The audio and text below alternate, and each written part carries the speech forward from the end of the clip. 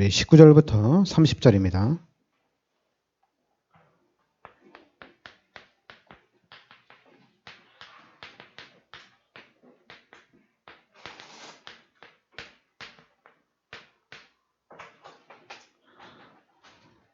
사도행전 11장 우리 19절부터 30절까지 같이 우리 합독하겠습니다.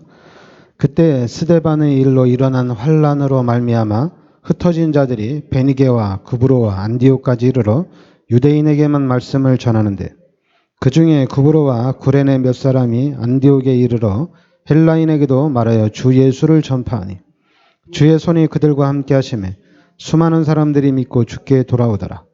예루살렘 교회가 이 사람들의 소문을 듣고 바나바를 안디옥까지 보내니 이에 그가 이르러 하나님의 은혜를 보고 기뻐하여 모든 사람에게 굳건한 마음으로 주와 함께 머물러 있으라 권하니 바나바는 착한 사람이요 성령과 믿음이 충만한 사람이라.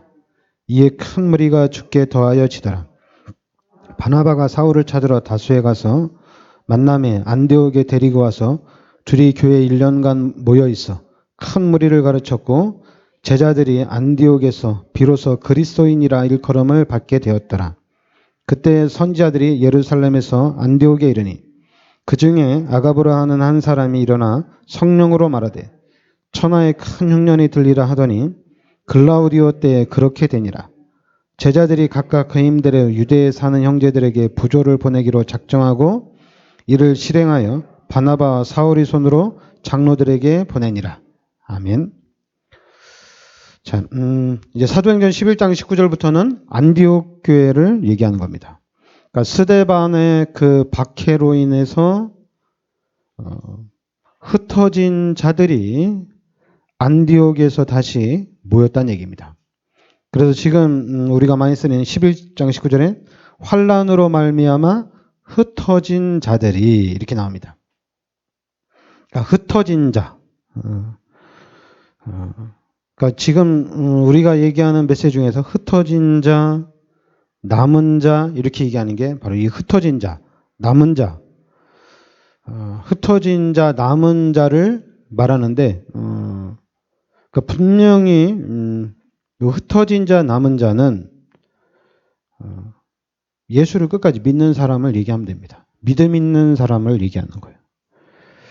시험 들거나 낙심하거나 상처받고 이런 사람들이 아니라 그 핍박 속에서 박해 속에서 흩어진 자들, 끝까지 믿음을 가진 이 사람들이 다시 모여서 안디옥에서 특별히 이 안디옥 교회는 사도들이 이제 핍박받고 사도들이 다 흩어진 가운데도 평신도들이 모였다는 얘기입니다. 믿음 있는 평신도들이 안디옥에 모여서 말씀은도 이 복음을 다시 펼쳐나갔다는 얘기죠. 근데 이 안디옥 교회 이제 21절에 주의 손이 그들과 함께 하심에 이렇게 나옵니다. 주의 손이 그들과 함께 하심에 수많은 사람들이 믿고 주께 돌아오더라. 그러니까 주의 손이 그들과 함께 하심에. 23절에는 그가 이르러 하나님의 은혜를 보고 기뻐하여.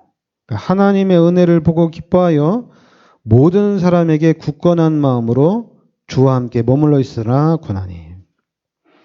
그리고 또 이제 24절에 바나바를 얘기할 때 바나바는 착한 사람이요 성령과 믿음이 충만한 사람이라 이렇게 나오죠. 그러면서 이에 큰 무리가 죽게 되었더라. 그러면서 이제 25절 26절에 보면 이제 바나바와 바울을 만납니다. 바나바가 사울을 찾으러 다수에 가서 만남에 안디옥에 데리고 와서 둘이 교회 1년간 모여서 큰 무리를 가르쳤고 제자들이 안디옥에서 비로소 그리스도인이라 일컬음을 받게 되었더라. 그러니까 이제 우리가 사도행전의 전도운동을 얘기하면 사도행전 11장 25절 26절을 좀 중요하게 봅니다. 이 바울이 다메섹에서 예수님을 만나고 난 이후에 바로 예수가 그리스도인 것을 알았거든요. 그러니까 이제 바울이 예수가 그리스도라는 운동을 펼쳐나가는데 바나바를 만나서 바나바를 통해서 다시 바울에게 이 정확한 복음이 확립이 됐다고 보면 됩니다. 그래서 이제는 이 바울과 바나바가 한 팀이 되어서 이 복음 운동을 또 계속해서 펼쳐나가는 복음을 펼쳐나갔다는 보면 되죠. 이제 사도들이 했던 거와 상관없이 이제는 바울과 이 바울의 사역을 통해서 평신도 사역이 집중적으로 이루어졌고, 그러면서 이제 로마 복음화할 수 있는 그런 문들까지 열렸다고 보면 됩니다. 그리고 이제 27절부터 30절에 보면 28절에 보면 그 중에 아가브라 하는 한 사람이 일어나 성령으로 말하되 천하의 큰 흉년이 들리라 하더니 글라우디오 때 그렇게 되니라. 이 당시에 한 3년에서 한 4년 정도 너무나도 큰 흉년이 들었어요. 그러니까 경제적으로 너무 어려웠겠죠. 경제적으로 너무 어려웠는데 이 안디옥 교회는 경제가 좀 차고 넘쳤어요. 그 당시에 경제가 너무 어려웠는데 안디옥 교회만큼은 경제가 너무 차고 넘쳐가지고 29절에 보면 제자들이 각각 그 힘대로 유대에 사는 형제들에게 부조를 보내기로 작정하고 이를 실행하여 바나바와 사울의 손으로 장로들에게 보내니라. 그러니까 안디옥 교회는 경제가 풍부했기 때문에 유대에 있는 교회, 예루살렘 교회 다시 선교하는 그런 일들이 일어났습니다. 그러니까 경제적인 부분도 하나님이 해결을 해주신 거죠. 그러니까 여러분들이 오늘 지난주에는 우리가 이제 기도의 힘을 누려라. 그리고 이제 이번 주에는 주의 손이 함께하는 삶입니다. 주의 손이 함께하는 삶. 우리가 이제 목사들도 그렇고 이제 목사들도 그렇게 얘기하죠. 메시지가 없다. 메시지가 없어가지고 목회가 어렵겠다. 이런 얘기 우리가 많이 하거든요. 메시지가 된다. 또 이런 얘기 하거든요. 근데 이제 당연히 그런 평신도들도 그러겠죠. 우리 교회 목사님 메시지가 안 돼. 또 이제 어디 또 다른 분 가서 메시지 들으면 저분은 메시지가 된다. 그래서 이제 아무래도 우리 다락방 안에 교인들이 많이 이동을 했죠. 메시지를 따라서 많이 이동을 했는데 당연히 처음에는 뭐 이동해도 상관이 없어요. 많이 이동해도 상관없는데 근데 제가 볼 때 저는 그러니까 이제 목사님들은 그랬어요. 메시지를 따라갔어요. 이 목사님의 메시지를 딱 들어보고 이거는 내가 좀 훈련을 받아야 되겠다. 이래서 막 따라가는 경우가 많이 있었는데 근데 저도 이제 신학을 하고 그랬는데 저는 메시지를 따라간다는 부분이 참 이해가 안 되더라고요. 그리고 또 이제 목사님들도 메시지를 하면서 다른 사람은 모르고 나는 안다. 이렇게 생각을 하고 메시지를 하거든요. 그래서 이게 참 왜 이런 현상들이 나타날까? 그러지 말아야 되는데 그러니까 그러면은 그런 부분을 우리가 깨트려야 되거든요. 메시지를 들어보고 교회를 결정한다. 그건 성경적인 게 아니거든요. 그건 우리가 깨트려야 되는 거거든요. 만약에 우리 교회를 왔는데 뭐 신문을 보고 메시지를 한다. 이러면 그 교회는 갈 필요가 없어요. 또 어느 교회를 갔는데 뭐 일반 책을 보고 메시지를 한다. 그럼 갈 필요가 없죠. 근데 교회 갔는데 성경책을 가지고 메시지를 하고 또 성경책을 가지고 찬양하고 그러면은 문제가 없거든요. 우리가 이번 주에 사도행전 11장 19절 30절 말씀을 읽고 우리가 이제 말씀을 전하는 거거든요. 근데 만약에 교회에서 한 주간 동안 중요한 이슈를 딱 적어서 읽고 메시지를 선포한다. 그럼 이상하겠죠. 근데 교회마다 찬양을 하고 성경을 가지고 말씀을 선포합니다. 그러면 아무 문제가 없어요. 그런데 이제 여러분과 제가 아무 문제가 없이 나아가려면 여러분들이 잡아야 돼요. 뭘 잡아야 되느냐? 계속 얘기하는 겁니다. 여러분들이 언약을 잡아야 됩니다. 언약을 어떻게 잡냐? 그래서 저는 언약을 잡아야 돼요. 왜냐하면 제가 언약을 잡았기 때문에 그래요. 근데 안 보이는 걸 어떻게 제가 보여주겠어요? 왜냐하면 저도 언약 잡으려고 집중을 했거든요. 말씀에 집중을 했거든요. 근데 어느 날 언약이 잡혀졌어요. 그리고 그것도 언약이 잡혀졌는데, 그러니까 이제 언약 잡았다면 이제 말씀을 잡았다는 얘기잖아요. 그러니까 어떤 사람들 막 성구를 얘기하더라고. 그래서 이야 참 대단하다. 성구를 막 얘기하더라고요. 자기는 이 말씀 얘기하더라고요. 근데 그게 아니라 저는 언약을 잡았는데 복음을 잡았습니다. 다른 게 아니라 복음을 잡았어요. 그러면 여러분들도 복음을 잡으면 됩니다. 제가 이제 육신적인 삶을 살고 있기 때문에 복음을 잡았어도 복음 잡은 자랑을 제가 못 하는데, 왜냐하면 이 세상에 사는 사람들은 복음 잡은 복음 자랑 잘 못 하거든요. 근데 못 할 수밖에 없어요. 잡아야지 자랑을 할 수가 있거든요. 복음 자랑을 못 합니다. 못 하는 이유는 안 잡았기 때문에 그래요. 그러니까 이제 목사님들이 가장 자랑하기 좋은 게 뭐냐면, 나 복음 가졌는데 나 차 이거 몰고 다냐 막 이런 거. 그리고 또 이제 나 옷 어느 백화점에서 한 200만 원짜리 산 거야 막 이런 거 자랑하는 거예요. 나 복음 깨닫고 나 복음 누린다는데 그런 걸 자랑하는 거예요. 근데 제 눈에는 그게 복음 자랑이 아니거든요. 육신적인 자랑이거든요. 근데 본인들은 복음 자랑을 한다고 생각을 해요. 왜냐하면 제가 복음을 잡았기 때문에 복음이 아니라고 얘기하는 거거든요. 복음을 잡았기 때문에 너는 복음이 아니라고 제가 확실하게 얘기하는 거거든요. 잡아야지만이 아니라고 얘기할 수가 있어요. 그러니까 제가 아니라고 얘기하니까 다른 사람들은 그럼 너만 복음 잡았냐? 뭐 이러죠. 그러면서 보여줘봐 막 보여줘 이러는 보여줘봐. 아니 이걸 어떻게 보여주냔 말이에요. 보여줄 수 있는 게 아니거든요. 그런데 잡은 거예요. 똑같아요. 내일 12시에 우리 영월로에서 만납시다. 잡은 거잖아 이거죠. 근데 그걸 갖다가 보여줘봐. 그럼 글자를 써줘야 돼? 내일 12시에 영월로 만나자. 이거 써가지고 가지고 다녀야 돼? 그렇게 안 해도 잡은 거잖아 이거죠. 똑같아요. 언약을 잡았다. 복음을 잡았다. 잡아야 돼요. 그래야지 우리의 삶이 복음을 누리는 삶이 됩니다. 그러면서 이제 왜냐하면 왜 복음 얘기를 하냐면 이 복음이 전부 다라 그래요.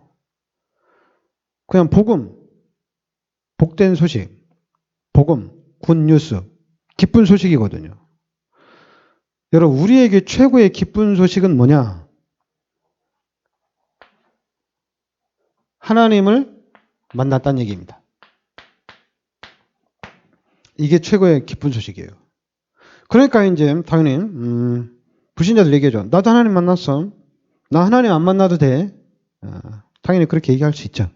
그러나 우리 기독교인에게 최고의 축복은 최고의 복음은 하나님을 내가 만났다는 얘기입니다. 하나님 만났어요. 그리고 또 이제 말씀을 들어보니까 죄에서 해방을 받았어요. 이거 엄청난 겁니다. 이제 죄인이 아니에요. 이게 복음입니다. 이제 우리는 죄인이 아니에요. 그리고 또 우리는 지옥에 안 갑니다. 천국 갑니다. 그런데 당연히 그러니까 이제 불신자들은 뭐 지옥이 어디냐 이렇게 얘기하죠. 그래 우리 기독교인들한테 그래 너 천국 가라 난 지옥 갈게. 모르니까 그렇게 얘기하는 거죠. 근데 문제는 기독교인들도 몰라요. 대단하죠. 우리가 천국 가는 걸 몰라요. 지옥이 있다는 걸 몰라요. 그거는 성경에 지옥은 있는데 천국은 있는데 진짜 내가 죽으면 천국을 갈까? 당연히 그런 생각이 들죠. 천국에 들어가 있으면 그런 생각이 안 드는데 교회를 다니면서 천국을 간다고 생각하니까 처음에는 예수 믿고 처음에는 와, 나 이제 죄인이 아니다. 나 이제 천국 가는구나. 하나님 감사합니다. 근데 이제 교회를 다니다 보니까 잃어버리는 거예요. 당연히 잃어버리죠. 이걸 잃어버려요. 하나님을 만났는데 이걸 잃어버려요. 남는 거는 종교생활만 남는 거예요. 희한하죠. 근데 그게 우리 다락방도 똑같아요. 다락방도 잃어버려요. 하나님을 만나서 너무 기쁘고 하나님이 함께 하셔서 너무 행복한데 그래서 이제 전도운동을 펼치는데 이걸 잃어버려요. 대단하죠. 여러분, 이 세 가지 문제를 해결한 사람이 그리스도입니다. 그렇죠? 세 가지 문제 해결자가 그리스도예요. 하나님이 해결하셨어요. 메시아, 그리스도께서 해결하셨다는 얘기입니다. 근데 이 그리스도가 누구냐? 여러분, 우리가 믿는 예수가 바로 그리스도란 얘기입니다. 이게 복음이에요. 내가 믿고 있는, 여러분과 제가 믿고 있는 이 예수가 바로 그리스도란 얘기입니다. 지금 이 문화를 통해서 기독교를 엄청나게 비하를 하고 있어요. 지금 전 세계 이 흑암의 문화를 통해서 기독교를 엄청나게 비하를 많이 해요. 기독교인들이 잘못한 것도 많이 있겠죠. 많이 있을 수 있죠. 그런데 기독교만 잘못한 게 아니잖아요. 다른 종교도 종교 단체가 크다 보면은 좋은 일도 많이 했겠지만 나쁜 일도 많이 했을 거 아닙니까, 그죠? 근데 지금의 문화는 기독교를 엄청나게 비하시키고 꼭 예수를 믿어야 되냐, 꼭 교회를 가야 되냐, 천국이 있다고 하는데 그게 진짜냐? 그렇게 해서 우리 후대들에게, 우리 렘넌트들에게 이 복음에 반대되는 육신적인 문화, 세상의 문화, 귀신의 문화를 계속해서 각인시키고 있다는 얘기입니다. 여러분들은 그냥 세상을 좀 보고 있으면 돼요. 세상을 이렇게 보고 있으면 세상에는 하나님이 없어요. 여러분들이 하루를 사는데 눈 뜨자마자 하나님이 나와 함께 계시지. 또 여러분이 어디 식당에 갔는데 그렇지, 하나님이 나와 함께 계시지. 또 여러분들이 일을 하는데, 직장에 가서 일을 하고 여러분 일을 하는데 일하면서도 하나님이 함께 하시지. 이런 생각을 들게 해야 되는데 그런 생각이 안 나잖아요, 얘기죠. 안 납니다, 그죠? 그러니까 이제 신명기 6장에는 천장에도 붙이고 손목에도 붙이고 이마에도 붙이고 말씀을 그냥 막 사방팔방에 써놓으라는 얘기요. 그러면서 하나님이 함께 계시지. 하나님의 은혜를 내가 누려야지. 하나님의 능력을 누려야지. 늘 이런 삶을 살아야 되는데 그게 안 된다는 얘기입니다. 그냥 눈 뜨고 보고 듣고 하는 게 하나님 필요 없다는 얘기예요. 예수 필요 없다는 얘기입니다. 문화가 다 그래요. 그러니까 우리는 예수가 그리스도라는 게 우리한테는 최고의 기쁜 소식이 되어야 된다는 얘기예요. 그리고 심지어 이 그리스도 예수가 우리의 삶 속에, 이 복음이 여러분 우리의 삶 속에 힘이 되어야 된다는 얘기입니다. 이게 힘이 되어야 돼요. 왜 우리 기독교인들이 복음을 못하느냐? 그건 간단해요. 힘이 안 되니까 그래요. 그리고 이제 힘이 되는 게 있어요. 내가 오늘 기도를 했더니 사단한테 속지 않았어. 내가 오늘 기도를 했더니 하나님의 인도를 정확하게 잘 받았어. 그리스도가 힘이 돼야 되는데 그리스도는 힘이 안 돼요. 그리스도는 알고 내가 오늘 기도를 했더니 응답받았어. 기도를 했더니 하나님의 정확한 인도를 받았어. 우리의 힘이 기도에 있다는 얘기예요. 그러니까 이게 처음에는 그리스도가 힘이었는데 그리스도를 깨달아서 너무 기쁘고 행복했어. 너무 좋았어. 근데 시간이 흘러가면서 그리스도는 이제 희미해지고 기도를 안 하니까 성령의 인도를 못 받구나. 내가 이제 이번 한 주간 동안 사단한테 많이 속았구나. 그리스도를 잡았으면 그리스도를 누리고 그리스도가 힘이 돼야 되는데 이게 자꾸만 바뀌는 거예요. 왜 여러분들에게 자꾸만 제가 복음 얘기하면서 여러분 창세기 3장 15절 여자의 후손입니다. 여자의 후손이 그리스도예요. 여자의 후손이 복음이에요. 이거 엄청난 메시지입니다. 좀 더 이제 쉽게 창세기 6장 14절이 방주입니다. 방주가 그리스도예요. 방주가 복음이에요. 다 끝난 겁니다. 그리스도가 전부 답니다. 출애굽기 3장 18절에 이스라엘 백성들이 400년 노예에서 빠져나왔는데 어떻게 빠져나왔느냐? 피 바르고 빠져나왔습니다. 그 피 바르고 빠져나왔는데 가나안 땅 들어갈 때까지, 가나안 땅에 들어가서까지 하나님이 다 해결해 주셨어요. 하나님이 다 하셨어요. 내가 뭘 한 거는 없어요. 하나님이 다 하신 거예요. 똑같아요. 우리도 피 바르면 다 끝나는 거예요. 그리스도 하면은 다 끝난 겁니다. 그러니까 그리스도를 잡았다, 못 잡았다, 복음을 잡았다, 못 잡았다, 이 얘기를 제가 왜 우리 교회에서는 자꾸 하냐면 제가 복음을 잡았기 때문에 그래요. 근데 복음을 잡은 삶은 하나님이 다 책임져 주신다는 얘기입니다. 근데 그 복음을 잡았다는 게 이사야 7장 14절에 뭐냐? 임마누엘이에요. 임마누엘. 하나님이 나와 함께 하신다는 얘기입니다. 다른 게 아니라 임마누엘이 임마누엘. 임마누엘인데 마태복음 16장 16절에 예수가 그리스도라는 얘기입니다. 여러분과 제가 믿고 있는 이 예수가 그리스도라는 얘기죠. 구약이나 우리가 복음을 모를 때 신앙생활 보면은 모든 사람들은 우상은 귀신 섬기는 거야. 그래서 저 사람들 우상 다 때려 부시고 예수 믿어야 돼. 당연히 그래야 되죠. 당연히 그래야 되는데 근데 우리가 그 다른 신앙 믿는 사람 종교한테 가서 그 사람들한테 너네는 귀신을 섬기는 거다. 그러니까 너네들은 귀신의 종로를 타지 말고 진짜 예수를 믿어라. 이렇게 말하면 우리는 맞지만 상대방의 입장에서는 기분이 나쁘잖아요. 왜 우리가 귀신이야? 너네가 귀신이지. 이럴 수 있는 거죠. 당연히 그렇게 말해도 되는 거고. 근데 우리 보고 귀신이라고 하면 뚜껑이 열리죠. 너무 기분이 나쁘죠. 그럼 반대로 생각하면 그 사람들도 똑같은 거예요. 기분이 나쁜 거예요. 근데 그동안 기독교가 그렇게 살아왔어요. 멸시하고 되게 더러워하고 기분 나빠하고 마귀 새끼들, 더러운 새끼들 이러고 살았어요. 그런데 우리도 그 속에 살다가 왔잖아요. 여러분들도 그 더러운 그 속에서 살다 들어왔잖아요. 그죠? 우리가 착하게 살다 온 게 아니잖아요. 하나님이 복음을 주셨는데 이 복음을 나의 언약으로 붙잡고 나니까 내 인생 전체가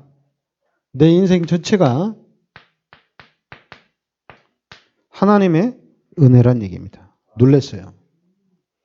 복음을 딱 잡고 나니까 이게 하나님의 은혜예요. 그러니까 여러분들이 복음을 딱 잡는 순간에 생각이 바뀌고 삶이 바뀌고 자세가 바뀝니다. 다 바뀝니다. 그래서 복음을 잡으라는 거예요. 근데 이 복음은 사람을 살리는 겁니다. 하나님은 사람을 살리는 겁니다.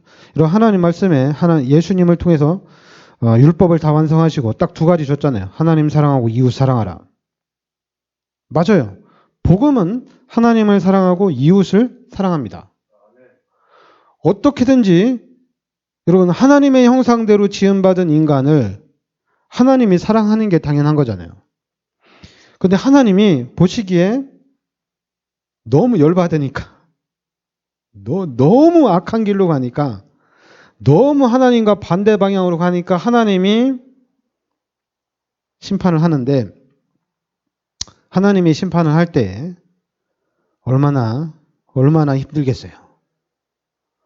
마귀의 종로로 타는 저 현장을 보면서 완전히 마귀한테 붙잡혀서 완전히 재앙과 저주와 멸망 가운데 가는 그 현장, 그 인간들을 보면서 하나님이 얼마나 안타까워하겠어요.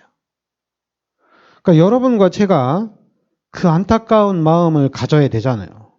그 마음을 가지고 불신자들을 살려야 된다는 얘기입니다. 그들을 도와줘야 된다는 얘기예요. 자꾸만 멸시하고 마귀 새끼들, 더러워. 이런 표현, 이런 생각 갖지 말고 하나님이 사랑하라고 그랬잖아요. 이웃을 사랑하라. 하나님을 사랑하고 이웃을 사랑하라. 거기다 우리는 하나님의 은혜로 복음까지 가졌잖아요. 그럼 복음 가진 우리가 복음을 깨닫는 순간에 내 인생 전체가 하나님의 은혜예요. 하나님의 은혜가 아닌 게 하나도 없어요. 그러니까 너무 감사한 거예요. 너무 이 감사가 차고 넘칩니다. 그러니까 누가 뭐라고 해도 영향력을 안 받을 정도로 감사가 나옵니다. 그러니까 이 감사를 우리가 어느 정도 좀 가져야 될까? 그래서 제가 로또에는 당첨이 안 됐는데 로또에 당첨된 것보다 더 나은 감사가 아닐까? 여러분 로또에 당첨되면 어떻게 되겠어요? 진짜 뒤집어지겠죠, 그죠? 그 돈이 있는 이상에는 아마 평생 뒤집어질 것 같아요. 그죠? 너무 기쁘고. 누가 뭐라고 해도 안 들어와. 누가 막 욕하고, 누가 막 비난해도, 안녕 하고 그냥 끝나는 거예요. 한마디로, 뭐, 개야 짖어라. 기차는 지나간다. 그냥 그런 마음이에요. 영향이 안 돼요. 영향을 받을 수가 없어요. 똑같습니다. 우리가 복음을 딱 잡는 순간에 영향을 안 받게 돼요. 받을 수가 없어요. 왜냐하면 인생 전체가 에베소서 1장 3절에 창세전에 하나님이 선택하신 거거든요. 창세전에. 그리고 로마서 16장 26절에 영세전에 하나님이 택하셨다는 얘기입니다. 창세전에, 영세전에 하나님께서 인도하시고 역사에 가신다는 얘기예요. 그런데 이제 이 복음을 붙잡고 당연히 시간이 오래 가고 또 이제 저랑 가까이 있는 사람들이 이게 복음을 같이 잡았다면 같이 복음 포럼이 되잖아요, 이거죠. 근데 만약에 그게 안 되면은 어떻게 되겠어요? 당연히 힘들겠죠. 그러니까 여러분들이 복음을 딱 잡으시기 바랍니다. 어떻게든지 복음을 붙잡으세요. 다른 거 없어요. 복음을 붙잡아야 돼. 그래야지. 복음을 붙잡았다는 얘기는 뭐냐면 내가 안경을 썼다고 생각하면 돼요. 파란 안경을 쓰면 전 세계가 모든 것이 파랗게 보입니다. 빨간 안경을 쓰면 모든 것이 다 빨갛게 보입니다. 복음을 붙잡으면 복음의 눈으로 전 세계가 다 보입니다. 모든 것이 복음의 눈으로 보입니다. 그러니까 복음을 잡은 사람들이 팀을 이루어서 복음 운동을 펼치면은 이게 어떻게 되겠어요? 근데 자꾸만 우리는 이게 안 되니까 너도 복음 잡았고 나도 복음 잡았는데 너랑 나랑 다르지 않냐? 그러니까 너는 그거 하고 나는 이거 할게. 다양성을 자꾸만 얘기하는 거예요. 원네스를 못 이루는 거예요. 아니라니까요. 복음을 잡으면 똑같이 복음을 얘기하는 겁니다. 방주를 만들으라 그랬으니까 방주를 만들어야 돼요. 너는 방주 만들어. 난 다른 거 만들게. 뭐 이러면 안 돼요. 방주에 올인해야 됩니다. 피를 바르라고 했으면 피 발라야 돼요. 피 안 바르면 절대 안 됩니다. 절대성이에요. 복음도 절대적인 겁니다. 그러니까 여러분, 우리가 복음을 잡아라. 그럼 당연히 복음을 붙잡아야 돼요. 나 복음 잡았어요. 그게 아니에요. 복음을 잡았다는 얘기는 진짜로 우리가 삶 속에서 나타나진 않았지만은 진짜 로또 당첨된 거하고 똑같은 거예요. 여러분, 복음 잡았다는 얘기는 출애굽을 했다는 얘기입니다. 방주 안에 들어왔다는 얘기입니다. 다 끝난 거예요. 아무것도 문제가 안 돼요. 똑같아요. 복음을 잡았다는 얘기는 다 끝난 거예요. 그러니까 여러분과 제가 복음을 잡아야지 이제는 복음을 안 잡은 사람들이 보여요. 그래서 그 사람이 복음을 잡도록 돕는 일을 하는 거예요. 간단해요. 사역을 어떻게 하느냐? 지금 자꾸만 언택트 시대에 비대면 시대에 비대면 예배를 드리는데 자꾸만 목사님들이 영상을 띄워가지고 내 메시지 들으라고 하는데 당연히 초신자들은 비대면으로 해야 돼요. 그러나 교회를 몇십 년 다닌 사람들이 아직까지도 우리 목사님 메시지를 들어야 된다. 그거는 뭔가 말이 안 돼요. 우리 목사님 메시지를 들어야 된다. 이럴 때는 메시지의 흐름을 타라. 이럴 때는 흐름을 타는 이유가 있어야 될 거 아니에요. 근데 지금 우리가 메시지 흐름을 타라는데 흐름을 왜 타요? 흐름을 타라는데 그 흐름의 메시지가 뭐냐? 비대면이거든요. 그러니까 다 비대면 예배 드리라는 얘기예요. 근데 그거는 비대면은 성경적인 게 아니에요. 여기는 안디옥 교회는 평신도들입니다. 평신도들이 모여서 같이 평신도들끼리 예배를 드렸어요. 그러면 이 평신도들이 정확하게 복음을 잡았다는 얘기입니다. 그러니까 복음 붙잡고 이 사람들이 자기 가정에서 모여서 예배를 드린 거예요. 언택트, 비대면 시대가 아니에요. 왜 여러분들끼리 교회를 못 나오면 왜 여러분들끼리 예배를 못 드려요? 여러분 가정에서 여러분들이 예배를 인도하면 되잖아요. 왜 자꾸만 우리 목사님 메시지를 들어야 되냔 말이에요. 희한하죠? 그게 바로 교회를 멸망시키는 겁니다. 여러분들이 사정이 있어서 교회를 못 나오면 나는 그런데 주일날 예배 드려야 돼. 그럼 여러분이 앉은 자리에서 여러분이 있는 현장에서 예배를 드리면 되잖아요. 그런데 꼭 우리 목사님 메시지를 들어야 돼요. 꼭 들어야 된다면은 딱 한 가지입니다. 이번 주 주일날 우리가 간암을 공격을 하는데 너는 뭘 하고 너는 뭘 하고 이렇게 얘기할 때가 있어요. 구체적으로. 너는 차를 타고 가는데 너는 몇 번 타고 가고 너는 몇 번 타고 몇 번 타고 얘기할 때가 있어요. 구체적으로 얘기할 때가 있어요. 그걸 들어야 돼요. 그러면 그걸 들어야 돼요. 나는 몇 번 타고 가라 했지. 나는 교회 못 가는데도 나는 언택트로 비대면으로 예배를 드려야 돼. 왜냐면 요번에 나 몇 번 타라고. 난 1번 차 타라고 그랬어. 그리고 당신은 뭐 20번 타라고 그랬어. 이게 바로 흐름을 타야지 알 수 있는 거예요. 이거는 흐름을 안 타면 안 돼요. 나는 교회 안 가도 돼. 난 예배 안 드려도 돼. 왜냐면 뭐 다 아니까 다 똑같은 얘기 하는 거니까. 근데 그 똑같은 얘기가 이번 주에 우리가 간암을 가는데 간암을 언제 가느냐? 화요일 날 12시에 간다. 그래 화요일 날 12시에 가는데 각자 타고 가는 차가 틀리다. 그런데도 나는 안 가도 돼. 난 메시지 안 들어도 돼. 난 예배 안 드려도 돼. 다 아는 얘기고 다 똑같은 얘기고 뭐 예수 믿고 예수가 그리스도라는 얘기인데 이러고 있으면은 당연히 흐름을 못 하는 거죠. 어느 날에 피 바르라고 그랬잖아요. 어느 날에. 근데 아무 때나 지 마음대로 재앙이 지나가고 난 다음에 피 바르면 뭐 할 거야? 하나님이 어느 날 어느 때에 재앙이 온다고 하니까 피 바르면 된 거거든요. 그러니까 메시지의 흐름을 타라는 얘기는 바로 그거거든요.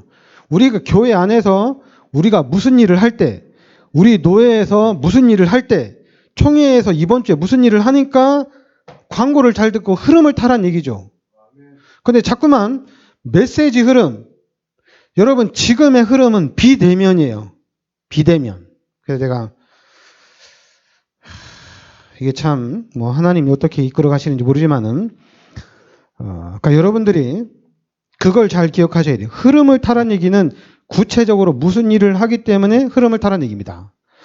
왜 흐름을 못 하냐면 지금 부산 임마누엘교회 흐름이 뭐냐? 성경 건축이에요. 그런데 성도들 전체가 그럼 성전 건축이 흐름이라면 전 교인이 성전 건축의 메시지를 딱 붙잡아야 되는 거예요. 근데 이 메시지를 안 잡으니까 성전 건축에 힘을 안 쏟으니까 흐름 타라, 메시지 들어라, 이거 얘기하는 거예요.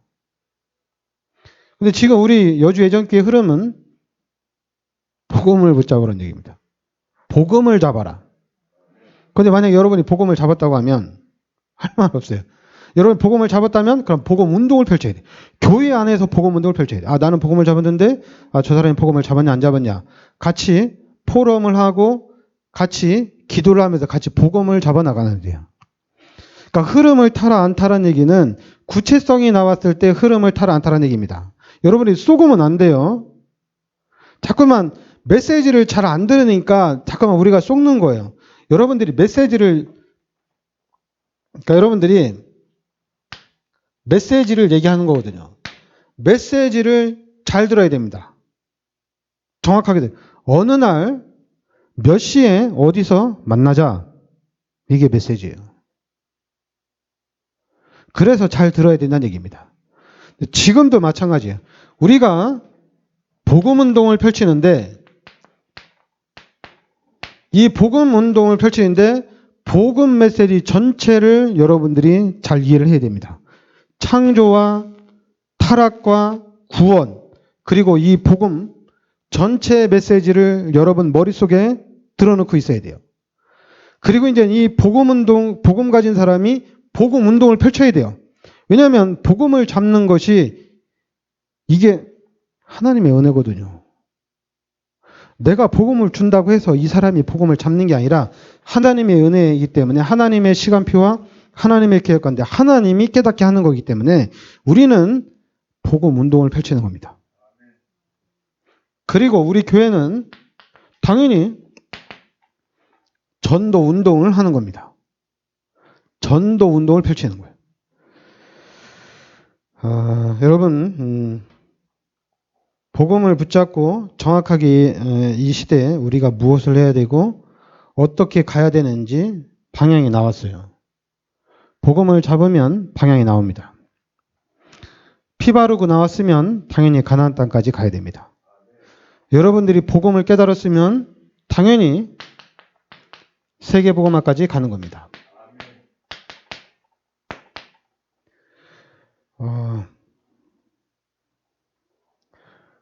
가장 중요한 복음을 잡았느냐 안 잡았느냐 가장 중요합니다. 뭐 말이 필요 없어요.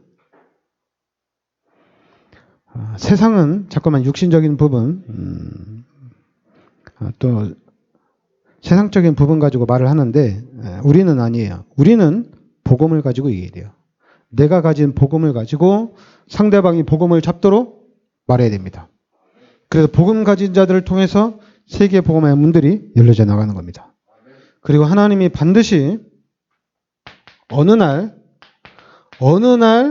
서밋의 자리로 하나님께서 인도하십니다. 어느 날 인도하십니다. 어느 날 서밋의 자리로. 그러니까 지금 여러분과 제가 해야 할 일 중에 복음을 잡았냐 안 잡았냐 이걸 떠나서 우리 교회, 우리 교인들이라면 항상 해야 되는 게 후대를 위한 기도입니다. 집중적으로 해야 돼요. 렘넌트를 위한 기도, 우리 후대들을 위한 기도는 여러분들이 집중해서 해야 됩니다. 항상 해야 됩니다. 기도합시다. 하나님 은혜를 감사드립니다. 하나님께서 이 시대 저희들을 참 복음의 언약 속으로 불러주시니 감사드립니다.